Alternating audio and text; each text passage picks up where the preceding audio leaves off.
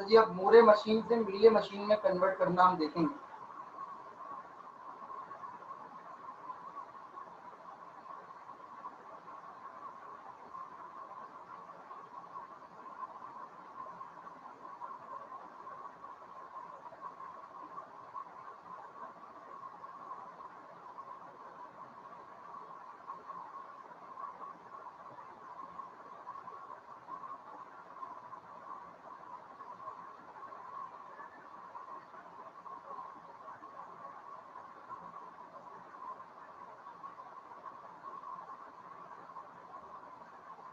एक दो लोग और ज्वाइन करिए तो फिर मैं स्टार्ट करता हूँ।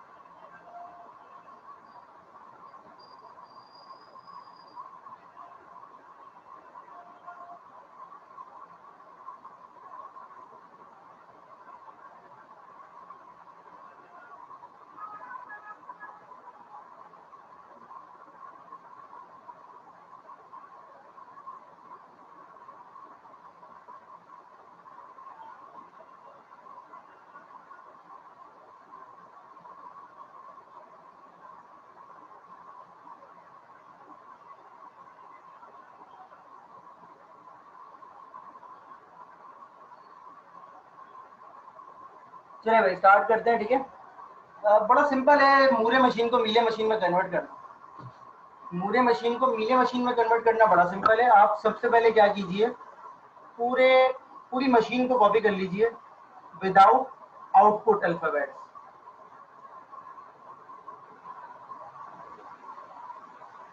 मैंने एक एग्जाम्पल पहले से उतारी हुई थी जो ब्रेक से पहले मैं समझा रहा था, उसी को मैंने यहाँ पर, यहाँ तक सही है कि आप सिंपल पूरी मशीन को क्या करते हैं, कॉपी करते हैं। ऐसे ही है, समझ में आ गई ये बात कि आपने सबसे पहले मूरे मशीन को मीले मशीन में कन्वर्ट करते हुए क्या करना है, आपने सिंपल एज इट इज पूरी मशीन को कॉपी कर देना है without output alphabets. Are you getting my point? अब आप क्या करेंगे उसको गौर से देख लीजिएगा। ये देखें, आपने पूरी मशीन कॉपी कर दी, बस अब आपने ये देखना है कि ये बी कहां जा रहा था, जीरो पर, तो इस बी के साथ जीरो लिख दे। मतलब बी जीरो पे नहीं, बी क्या प्रिंट करवा रहा था स्टेट पे जाके, जीरो, तो आपने जीरो यहाँ लिखा। मतलब वो ट्रांजिशन, हर ट्रांजिशन जिस स्टेट पर जा रही है उस ट्रांजिशन का आउटपुट लिख दीजिए। ये देखें, ये ए जा रहा था, वन प्रिंट करवा रहा था तो पहले लिख दिया, ये बी वन प्रिंट करवा रहा है, क्लियर। ये बी जो है वो क्या प्रिंट करवा रहा है, टू। ये ए जो है वो क्या प्रिंट करवा रहा था, टू। ये ए जो है वो क्या प्रिंट करवा रहा था, जीरो। हो गया, समझ में आ गया, आसान है।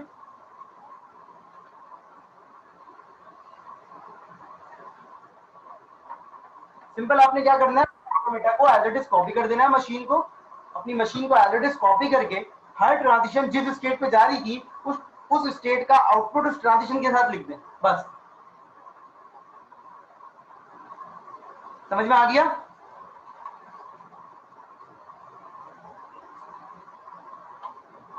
बेटा हाँ, मैं भी यही कह रहा हूँ, ये इजी है। मैं यही कहना चाह रहा हूँ कि जो चीज इजी होती है उसे हमें इजी ही रखना चाहिए, हमें उसको जबरदस्ती मुश्किल नहीं बनाना चाहिए। सही है।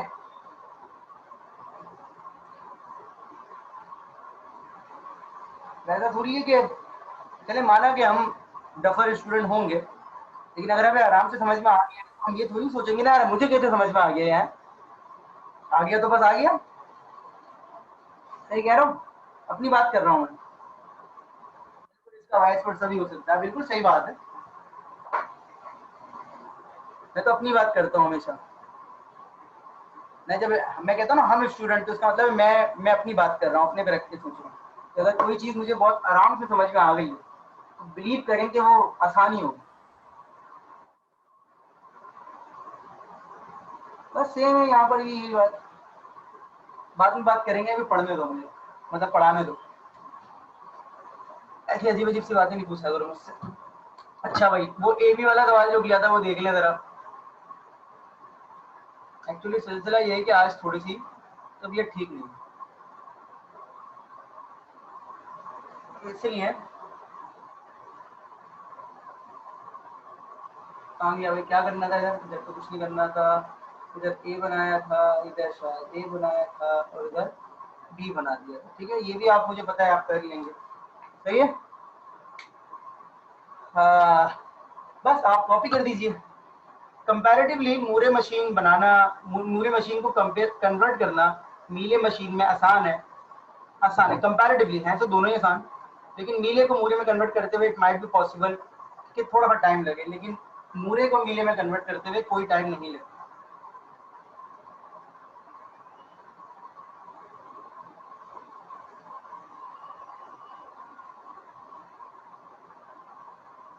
तो ये अब देख लें, जो ट्रांजिशन जहाँ जा रही थी वो प्रिंट करवा दें।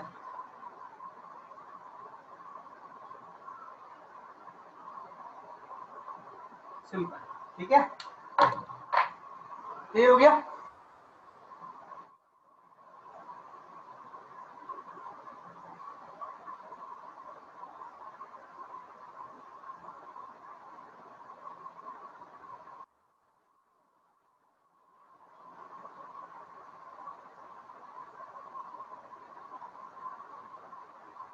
वो एक सवाल मैंने जो शुरू में करवाया था, जिसमें मैंने दोनों का इंट्रोडक्शन दिया था, तो वो इंट्रोडक्शन में भी मूरे को मीले में कन्वर्ट किया हुआ था। ठीक है बेटा, जो मूरे मशीन थी लेफ्ट हैंड साइड पे, उसी की मीले मशीन थी। तो आप चाहे तो अपनी प्रैक्टिस के लिए मुझे 2-3 सवाल और करवाएं मूरे मशीन के, उन सब की कन्वर्जन कर लीजिएगा। और क्योंकि मुझे पता है कि इसकी प्रैक्टिस की भी जरूरत नहीं है, कि इतना सिंपल सा टॉपिक है, लेकिन फिर भी आप उसे कन्वर्ट कर लीजिए। क्या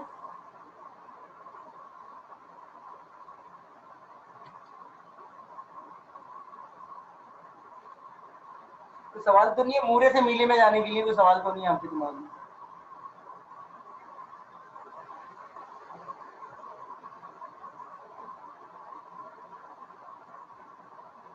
तो सवाल है बेटा तो पूछ लीजिए, फिर मैं आगे बढ़ता हूँ। अच्छा, बस एक चीज ऑब्जर्व करने वाली बात है कि नंबर ऑफ स्टेट्स जो है वो दोनों में सेम रहती है। ठीक है ना, कि मूरे में अगर कन्वर्जन को बता रहा हूँ, कन्वर्जन में मीले में जाते हुए, मूरे से मीले में जाते हुए नंबर ऑफ स्टेट्स पे फर्क नहीं पड़ता। ठीक है, मूरे मशीन से मीले मशीन में जाते हुए नंबर ऑफ स्टेट पे फर्क नहीं पड़ता। मूरे मशीन से मीले मशीन में जाते हुए नंबर ऑफ स्टेट पे फर्क नहीं पड़ता। ठीक है बेटा, मूरी मशीन से मीली मशीन में जाते हुए नंबर ऑफ स्टेट का फर्क नहीं पड़ता। ये नोट करने वाली बात है, मूरी मशीन से मीले मशीन में जाते हुए नंबर ऑफ स्टेट का फर्क नहीं पड़ता। तो डेफिनेटली मीले से मूरे में जाते हुए फर्क पड़ सकता है। इसका रीजन क्या है, इस एग्जाम्पल से समझ में आ जाएगा।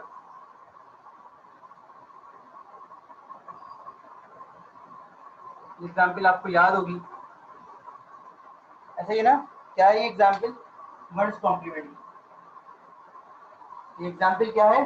Once complement.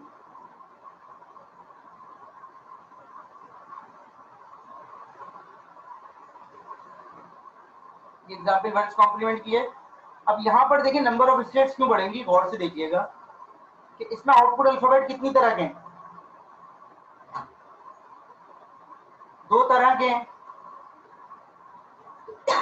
और स्टेट एक है।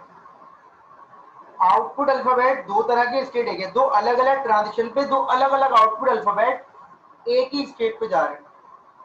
दो अलग अलग ट्रांजिशन पे दो अलग अलग आउटपुट अल्फाबेट एक ही स्टेट पे जा रहे हैं।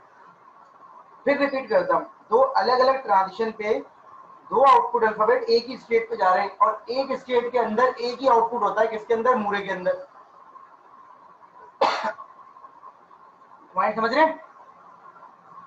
दो अलग अलग ट्रांजिशन पे दो अलग अलग आउटपुट अल्फाबेट एक ही स्टेट पे जा रहे हैं। मतलब स्टेट ए है लेकिन उस पर 1 भी प्रिंट हो रहा है और 0 भी प्रिंट हो रहा है, जबकि मूरे में ऐसी चीज अलाउ नहीं है। मूरे ये कहता है कि हर स्टेट के अंदर एक ही आउटपुट लिखा जाएगा। Are you getting my point?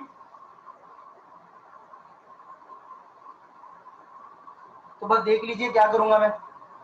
मैंने लिखा ए और मैंने कहा 0 पे। ए 0 पे कहां जा रहा है?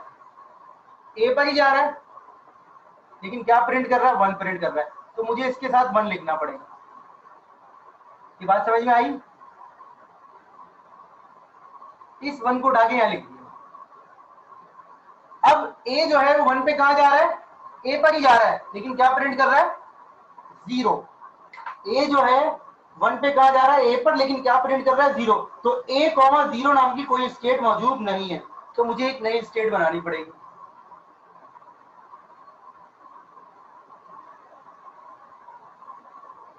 समझ में आया? क्यों बनाई? क्योंकि उसके साथ आउटपुट अलग है, और हमें पता है नाम तो हम कुछ भी रख सकते हैं। अब A1 हो गया तो A2 कर ले, एक को मतलब A0 कर लें, एक को A1 कर लें, कोई भी नाम कर लें, ABCD कर लें, कुछ और नाम कर लें, लेकिन हम कन्वर्जन कर रहे हैं। तो हमने क्यों एक और स्टेट बनाई है? क्योंकि वहां पर एक ही स्टेट के अंदर दो अलग अलग आउटपुट प्रिंट हो रहे थे। Getting me?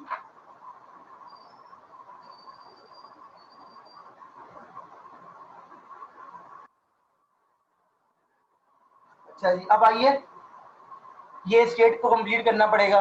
तो इसको कैसे कंप्लीट करेंगे बेटा? वहीं देखिए, ये लिखा हुआ है ए 0 पे कहा जा रहा था? A0 पे जा रहा था A1 पर, ऐसे ही है,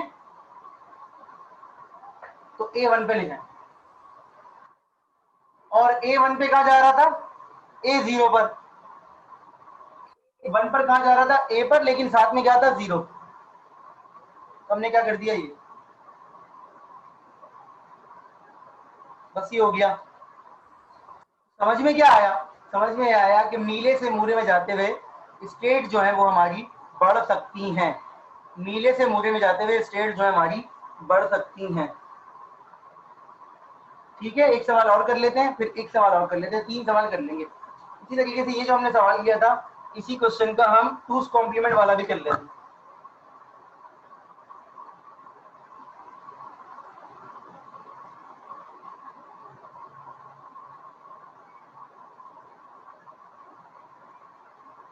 सही है बेटा?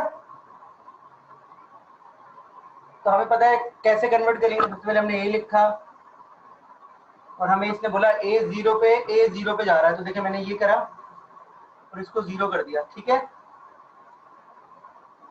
सही है।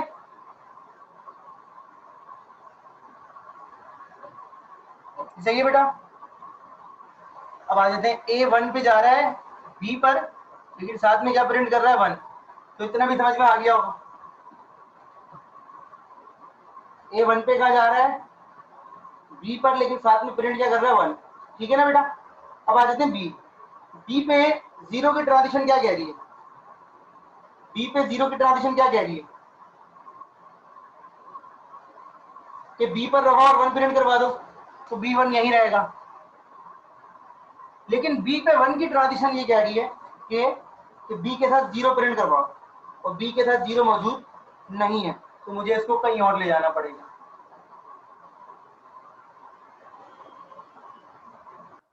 क्लियर?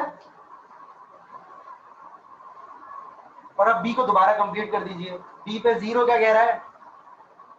बी पे 0 कह रहा है 1, B1। और बी पे 1 क्या कह रहा है? 1, G। तो अगेन, अब जब आप ये डिजाइन कर ले पूरा, नंबर ऑफ स्टेट चूंकि बढ़ रही हैं, तो एक नाम की 2 स्टेट नहीं हो सकती, तो इसको B1 कह दें, इसको B2 कह दें, कोई और नाम रख लें, अलग अलग नाम कर लें। बनाने के बाद जो है इनके नाम को अपडेट कर दें, ताकि जब ट्रांजिशन टेबल बनाए तो बी से आप कंफ्यूज ना हो। ठीक है? जब ट्रांजिशन टेबल आप बनाए तो बी से आप कंफ्यूज ना हो कि बी तो वो था, ये था, तो आप उसके साथ कुछ सब्सक्रिप्ट लिख के डिफ्रेंशिएट कर लें उसको। क्लियर हो गई बात? आसान है।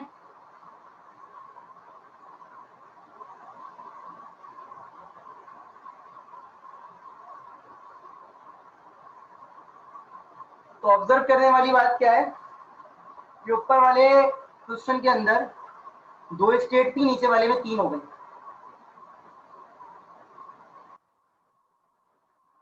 ऊपर वाले में 2 स्टेट थी, नीचे वाले में 3 हो गई। ये ऑब्जर्व करने वाली बात है। इसका मतलब है नंबर ऑफ स्टेट हो सकता है बढ़ जाए। सवाल ये है कि अगर ऊपर वाले में 2 है तो नीचे वाले में मैक्सिमम कितनी हो सकती है? अगर नीले के अंदर 2 स्टेट है तो मूरे के अंदर मैक्सिमम कितनी हो सकती है?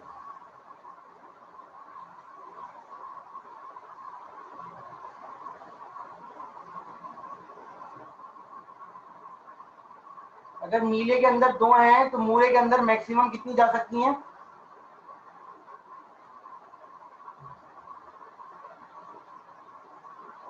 ये डिपेंड करता है बेटा नंबर ऑफ आउटपुट अल्फाबेट्स पे, ठीक है। ट्रांजिशन पे भी डिपेंड तो करता है किसी हद तक, लेकिन सबसे ज्यादा डिपेंड किस पे करता है? नंबर ऑफ आउटपुट अल्फाबेट्स पे। जब तक मैं आपको नंबर ऑफ आउटपुट अल्फाबेट्स नहीं बताऊंगा आप मुझे कंफर्म नहीं कर सकते। अजीम ने जो जवाब दिया वो इस क्वेश्चन के लिए सही है, क्योंकि इस क्वेश्चन के अंदर आउटपुट कितने हैं? 2 तरह के, 0 या 1, 0 या 1।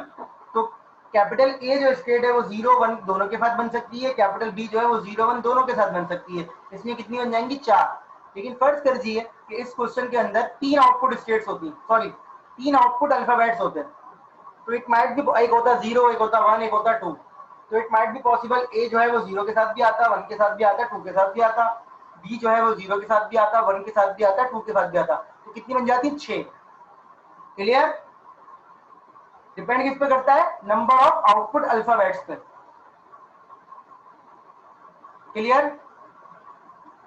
अगर 4 स्टेट हैं और 3 तरह के आउटपुट अल्फाबेट्स हैं तो मैक्सिमम नंबर जो स्टेट्स का जा सकता है मूरे कन्वर्जन में 12 तक जाएगा, 4 इंटू 3। एक आखिरी सवाल कर लेते हैं।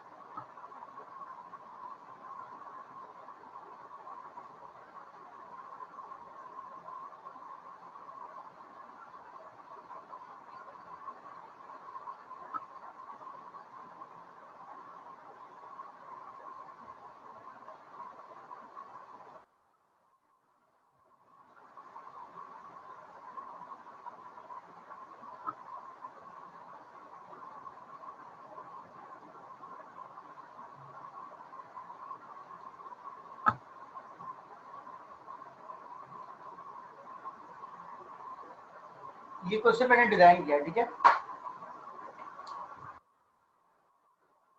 1 2 3 4 5 6 3 स्टेट है और 6 ट्रांजिशन हो गई, पूरा हो गया डिटरमिनिस्टिक। 2 तरह के आउटपुट हैं, Z1 और Z2, ठीक है। अब हम इसको कन्वर्ट करके देखते हैं।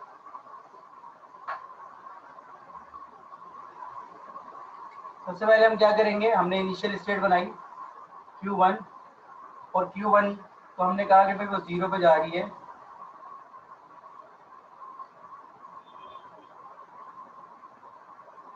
Q1 0 पे जा रही है Q2 Z1 पर, ऐसा ही है। Q1 जा रही है Q2 Z1 पर, ऐसा ही है, ऐसे ही ना बेटा? Q1 0 पे जा रही है Q2 Z1 पर, ऐसा ही है। अच्छा जी, Q1 1 पे जा रही है Q3 Z1 पर।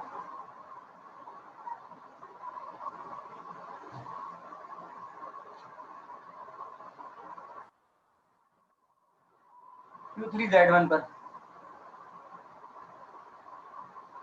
तो ये तो हो गए Q1। अब आ जाए Q2 पर। Q2 जो है, Q2 0 पे जा रही है Q2 Z2। Q2 जो है वो 0 पे जा रही है Q2 Z2, और Q2 Z2 तो नहीं है तो हम इसको बना लेते हैं Q2 Z2, ठीक है।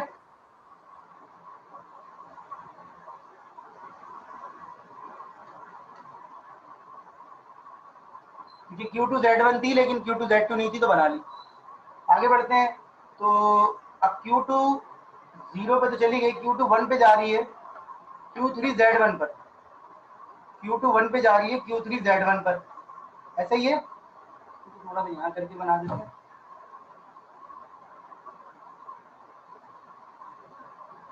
Q2 1 पे जा रही है, सॉरी Q2 1 पे जा रही है Q3 Z1 पर, सही है। अच्छा जी, अब बताइए Q2 ये वाली हो गई, ये वाली रहती है तो ये वाली Q2 बना लेते हैं। ये Q2 जा रही है 0 पे Q2 Z2 अपने पे वापस,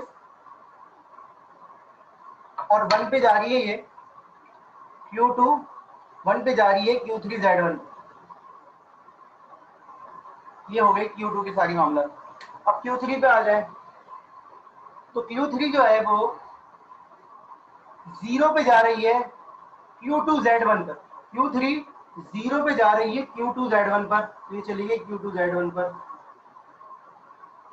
Q3 1 पे जा रही है Q3Z2, Q3Z2 नहीं है, Q3Z2 नहीं है, तो यहां बना लेते हैं,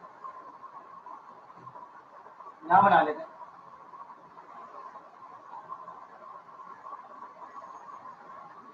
एक और आ गई स्टेट, तो अब Q3 को दोबारा देखेंगे तो Q3 1 पे जा रही है Q3Z2 पर, और Q3 0 पे जा रही है Q2Z1 पर।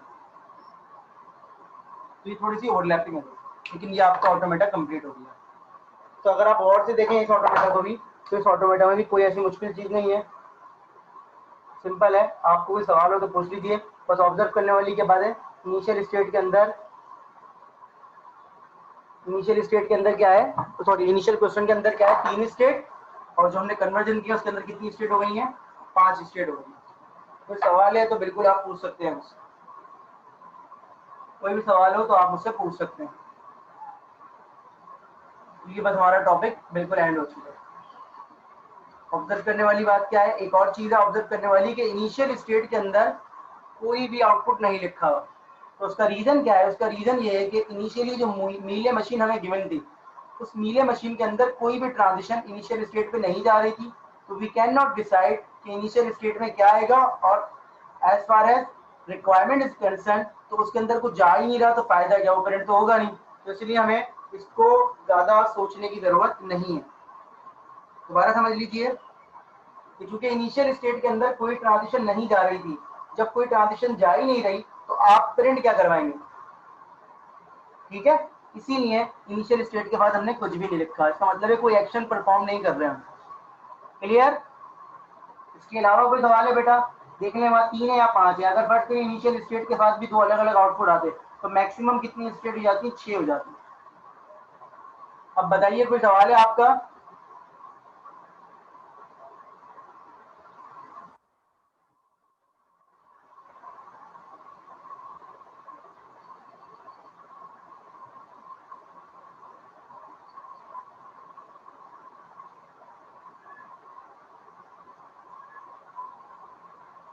जी बेटा कोई सवाल है किसी और का तो बता दीजिए, फिर हम आगे बढ़ेंगे।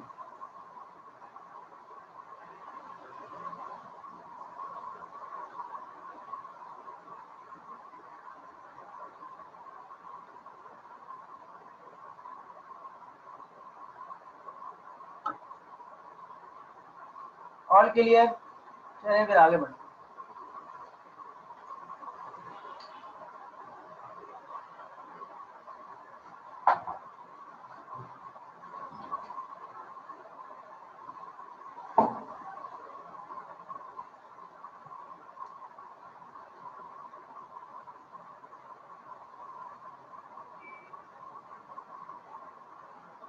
अच्छा,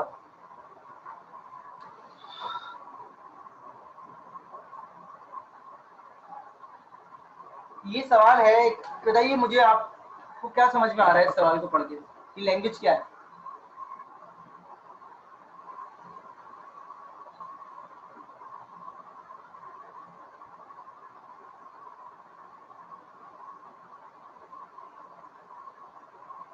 ये जो क्वेश्चन मैंने लिखा है इसकी लैंग्वेज समझने की कोशिश कीजिए और मुझे बताइए कि लैंग्वेज क्या है।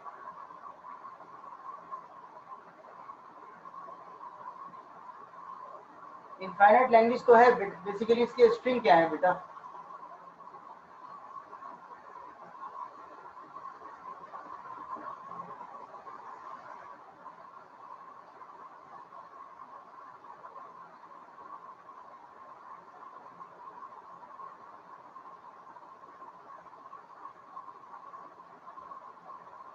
जी शाबाश, बताइए। जो लैंग्वेज मैंने लिखी है आपकी स्क्रीन पर, ये लैंग्वेज जो है वो क्या है, आई मीन इसके स्ट्रिंग क्या क्या है, इसमें कौन से स्ट्रिंग एक्सेप्ट होंगे और कौन से स्ट्रिंग रिजेक्ट होंगे। किसी भी क्वेश्चन को करने से पहले उसके स्ट्रिंग आप लोगों को लिखने होते हैं ना, तो यही बात मैं कर रहा हूँ कि इसके स्ट्रिंग अगर आप बता दें मुझे तो ये क्वेश्चन हमारे लिए थोड़ा सा शायद आसान हो जाएगा।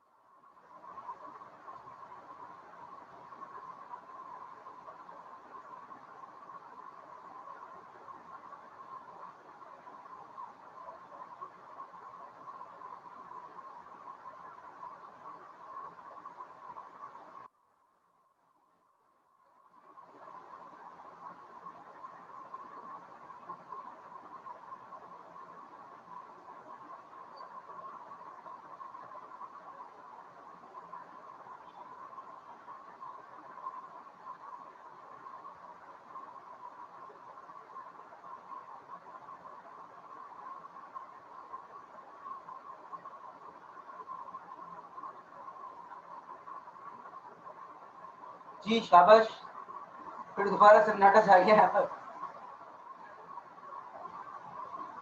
नहीं, पावर का मतलब बेटा यहाँ पर पावर नहीं होती, पावर का मतलब होता है नंबर। अगर मैं ए के ऊपर 3 लिख दूँ तो बेसिकली ए 3 दफा आएगा। ये मैं बता तो चुका हूँ आपको, तो मैंने डीएफए के लास्ट के क्वेश्चन करवाए थे, तो ये चीज़ मैंने आप सबको बताई थी।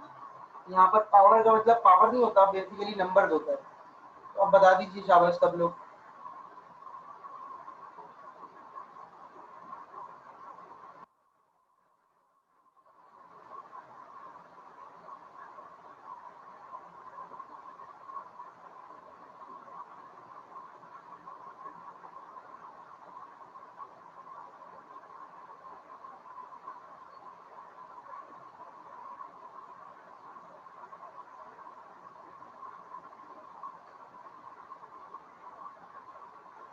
जल्दी से बताइए शाबाश।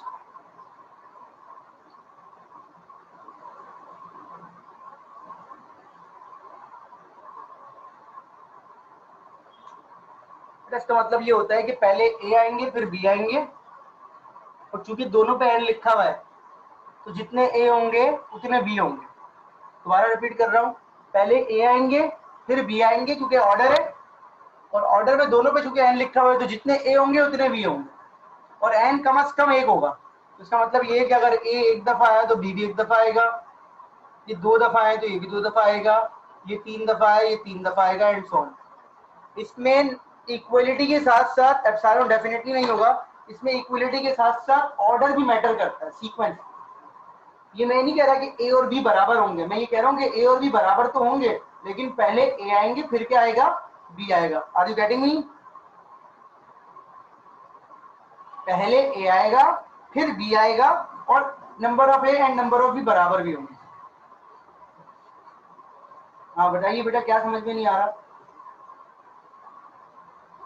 पहले ए आएंगे फिर बी आएंगे, मैंने आपको ये सवाल करवाया था ना बेटा, याद नहीं है क्या आप लोगों को? ये करवाया था इस तरह का, ये करवाया था ना, A M B N such that M comma N is greater than equal to 1 DFA में, इफ यू रिमेंबर। ये वही सवाल है, बस मैंने दोनों को एन कर दिया। इसका मतलब है अब ये एन जो है दोनों पे है, तो इसका मतलब है एन की वैल्यू एक क्वेश्चन के अंदर तो सेम होगी। अगर एन 50 है तो 50 दफा ए आएंगे 50 दफा बी आएंगे, अगर एन 40 है तो 40 दफा ए आएंगे 40 दफा बी आएंगे। Is it clear? अब सवाल ये है कि आपको इसका डीएफए बनाना है। अब सवाल ये, इस क्वेश्चन का आपको डीएफए डिजाइन करना है।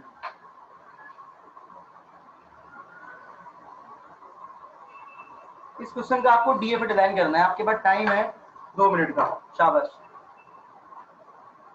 इस क्वेश्चन का आपको डीएफए डिजाइन करना और आपके पास टाइम है 2 मिनट का। शाबाश, मैं ऑनलाइन ही हूँ, आप लोग उसका डीएफए डिजाइन कीजिए तो मुझे बताएंगे।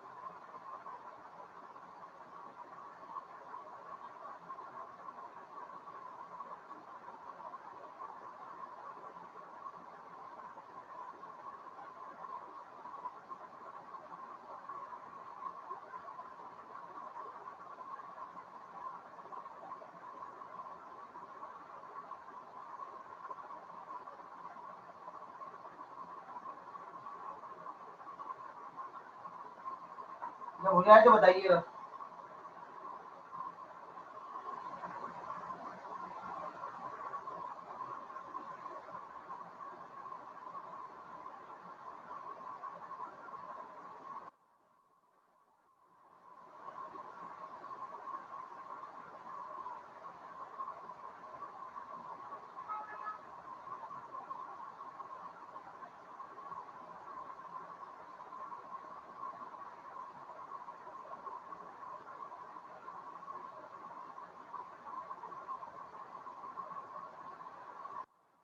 ये हुआ किसी से?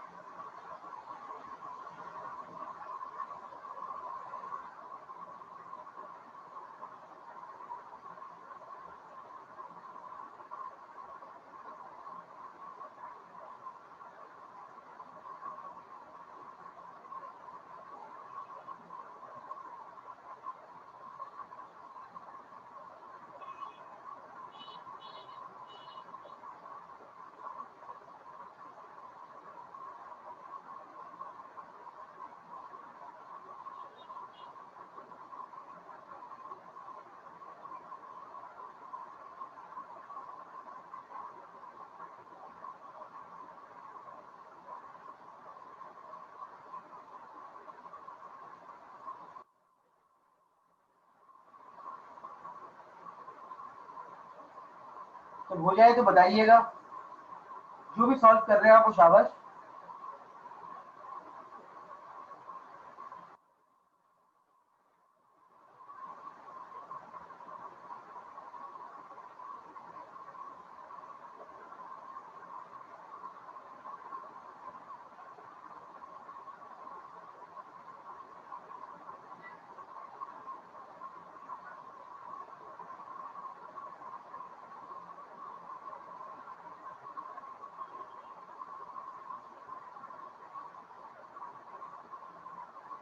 बेटा जीरो तो इसमें एक्सेप्टेबल ही नहीं है ना।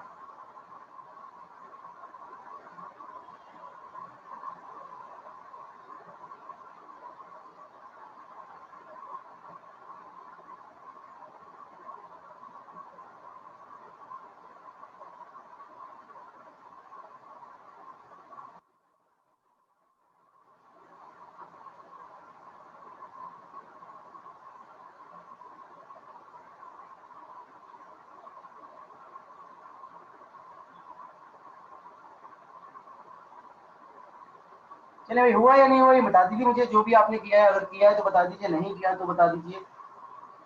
हो गए 2 मिनट। हाँ डीएफए बना लिया, बन गया। अच्छा बेटा इसका सॉल्यूशन पॉसिबल नहीं है वैसे ना। इसका सॉल्यूशन पॉसिबल क्यों नहीं है, क्योंकि इसका सॉल्यूशन पॉसिबल इसलिए नहीं है कि देखिए पहले आपको ए काउंट करने, जब भी आपको ए काउंट करने पड़ेंगे, जब भी आपको कोई चीज काउंट करनी पड़ती है, बिल्कुल बिल्कुल क्या बनाया था हमें ये बता दें।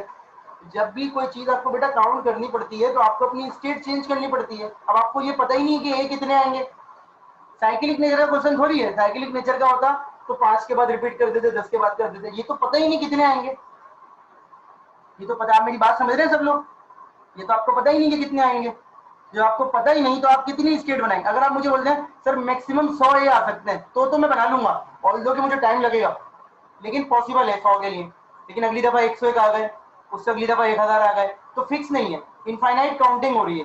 तो ऐसी चीजों के लिए डीएफए नहीं बन सकता। आसान अल्फाज में जो इंट्रोडक्शन दे रहा था मैं आपको, नेक्स्ट टॉपिक का दे रहा था कि ये रेगुलर लैंग्वेज नहीं है, ये रेगुलर लैंग्वेज नहीं है।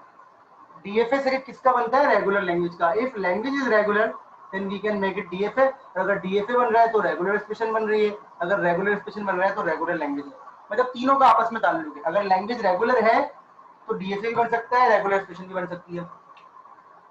अगर रेगुलर एक्सप्रेशन बन रही है तो रेगुलर लैंग्वेज है या डीएफए, ठीक है ना। मतलब तीनों है, एक चीज है तो दोनों भी बनेंगी। अगर डीएफए है तो इसका मतलब है लैंग्वेज रेगुलर है। हमने देखे जितने भी सवाल किए वो रेगुलर लैंग्वेज के लिए। तो अभी आप you don't need to worry कि भाई सर हमें तो पता ही नहीं, अभी हमने सारे सवाल रेगुलर लैंग्वेज के लिए हैं। अब हम जो नेक्स्ट सवाल, नेक्स्ट टॉपिक पढ़ेंगे वो ये पढ़ेंगे लैंग्वेज रेगुलर नहीं होती तो कैसे पता चलता है, ठीक है, उस पर फोकस करेंगे। और लैंग्वेज अगर रेगुलर नहीं होती तो उसके लिए जो चीज है वो क्या है, PDA. If you remember from the first class, जो कि बहुत कम लोगों ने ली थी, उसकी रिकॉर्डिंग आप लोगों ने देखी होगी होपफुली।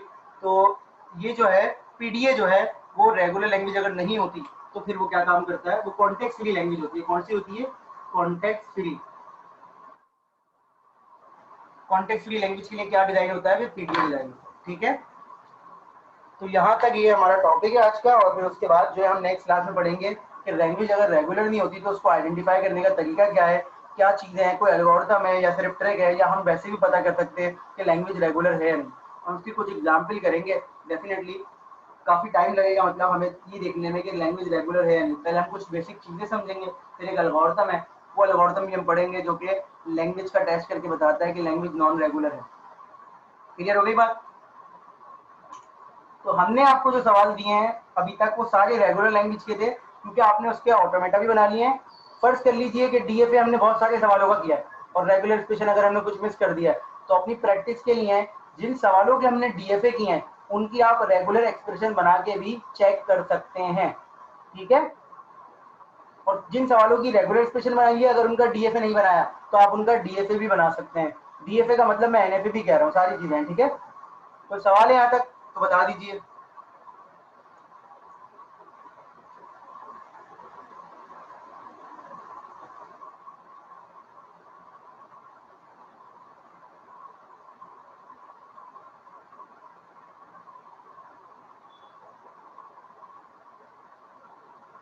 कोई क्वेश्चन नहीं है किसी का भी?